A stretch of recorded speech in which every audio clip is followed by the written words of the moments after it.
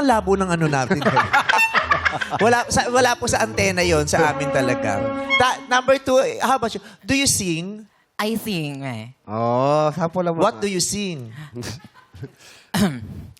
There was a time never let him never lose my mind. Ah, meron. And now that it's a thing. Hindi niya ba? Ayun pala yun. Time having you near me.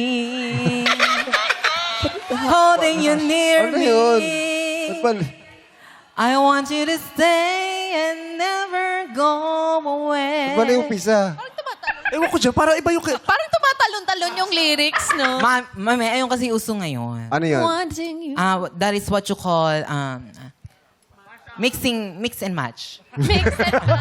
Mash up. Mix and Yes, match. usong-uso yung mix and match, meme. Oo. Mix and match. Dean's lister kasi to eh. Oh. So ano nga yung listahan ng Dean? Ang listahan po ng Dean ay yung mga sumuway sa code dress. Dress code. Check! Ano Code po? dress. Ano ko? Sumaway sa code dress, ha? Ano siya, meme?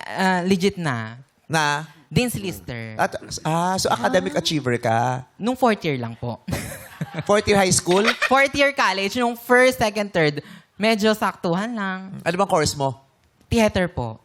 Wow. Actress. We got an actress. Yes, exactly, ma'am. Nag-ano ka na? Nag-play ka na? Yes, ma'am. Ma'am Ann, marami na po sa bulso. Shoutout sa Sining Sakbibi and Sang. Oh. Yes, at Ma'am Ann. Ano? Di ba, VLF? Nag-OJT ako sa VLF. Talaga? Ma'am Ann, nakita kita doon, nanood ka na. May picture tayo, Ma'am Ann, nasa IG ko. Ah, talaga? Ano ba IG mo? Miss Mia. Idol kita, Miss Mia. Ay, thank you, Miss Mia. Yes.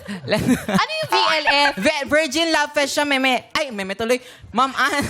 Kasi di ba nanood ka nun kay Ma'am Angelica Panganiban? Ah, yes! Yes. Di ba, ma'am? Oo. Tawagin ako pagtapos na yan, ha?